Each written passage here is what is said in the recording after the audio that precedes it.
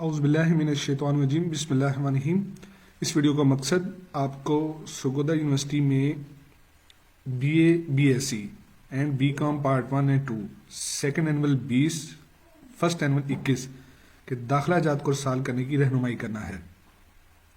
سب سے پہلے آپ سرگودا یونیورسٹی کی ویب سائٹ کو وزٹ کیجیے گا جس کا لنک ہے su.edu.pk۔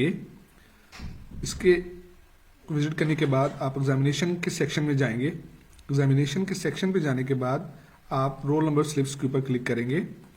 اگر کسی دوست کو ڈائریکٹ لنک یاد ہے تو بہت اچھی بات ہے، ادروائز یہ پروسیجر فالو کیجیے۔ اس میں آپ جانے کے بعد آپ کو ایڈمیشنز کا ٹیب نظر آ رہا ہے، آپ اس کے اوپر کلک کریں گے۔ اس کے بعد سب سے پہلے آپ سے جسٹ 3 انفارمیشنز مانگی گئی ہیں اور فارم آٹومیٹکلی ڈاؤن لوڈ ہو جائے گا بیما چالان۔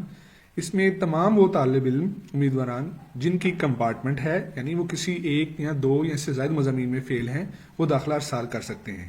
وہ امیدوار جو پچھلے امتحان میں مکمل طور پر ایبسنٹ یا چانس ختم ہونے کی وجہ سے فیل ایز اے ہول ہیں اور نئے فریش طلباء کا داخلہ کی بالکل اجازت نہیں ہے،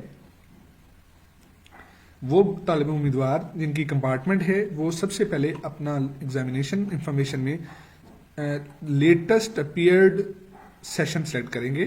جیسے ابھی ریسنٹلی 7 جنوری کو B A B S C first annual 20 کا رزلٹ آیا ہے، اس میں کمپارٹمنٹ والے طالبات فرسٹ اینول 20 سلیکٹ کریں گے۔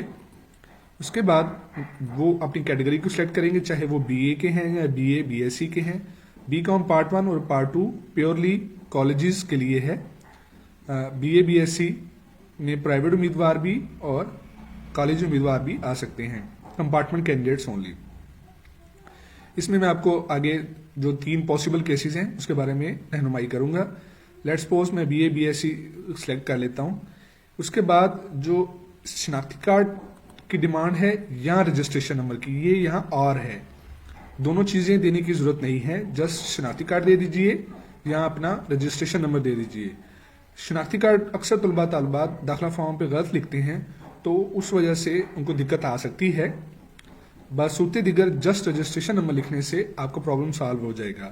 اب یہاں یہ کوشچن آتا ہے کہ مجھے رجسٹریشن نمبر نہیں پتا، تو اس کے لیے آپ سرگودا یونیورسٹی کی ویب سائٹ وزٹ اوپن کیجیے۔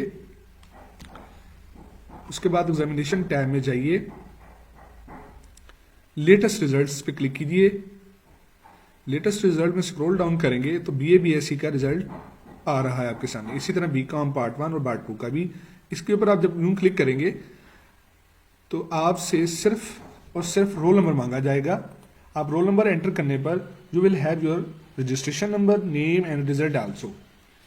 میں یہاں سیمپل کے طور پر ایک رول نمبر انٹر کرتا ہوں۔ آپ کے سامنے یہ رجسٹریشن رول نمبر اور یہ رجسٹریشن نمبر موجود ہے، آپ اس کو یوز کر سکتے ہیں۔ اب اس کے مطابق جیسے ایک طالب علم ہے، اس کی انگلش میں کمپارٹمنٹ ہے، ہم اس کا رجسٹریشن نمبر یہ انٹر کرتے ہیں۔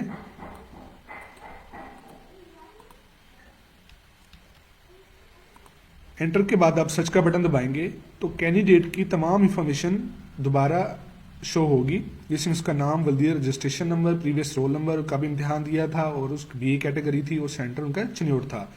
اس میں ساتھ آپ کی سہولت کے لیے اضافی طور پر ہم نے ساتھ رزلٹ بھی ڈسپلے کیا ہے کہ آپ کے کن مضامین کے اندر کتنے مارکس ہیں۔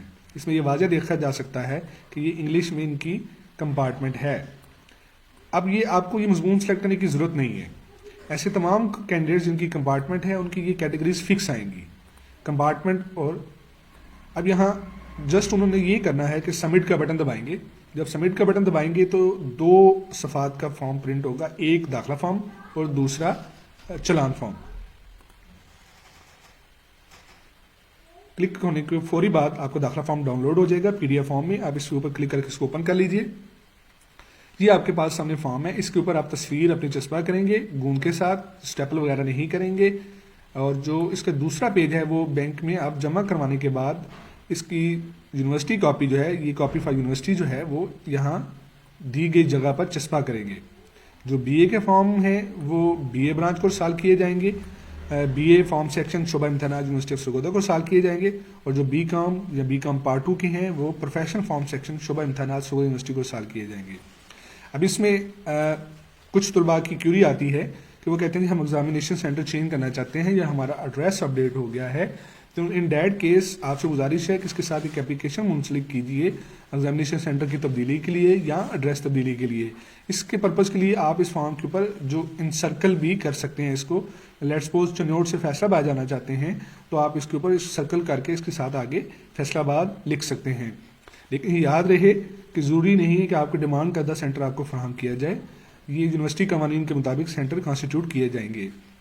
اس کے علاوہ آپ نے اس کے ساتھ کسی قسم کی کوئی فردر اٹیچمنٹ نہیں کرنی. صرف اور صرف یہ ریزلٹ کارڈ جیسے آپ کے سامنے آ رہا ہے اس کا آپ نے اگر اٹیچمنٹ کرنی بھی ہے تو اس رول نمبر پہ جو پریویس ریزلٹ ہے اس کی ویب بیسڈ ریزلٹ جو ہے اس کی کاپی اس کے ساتھ لگائی جا سکتی ہے.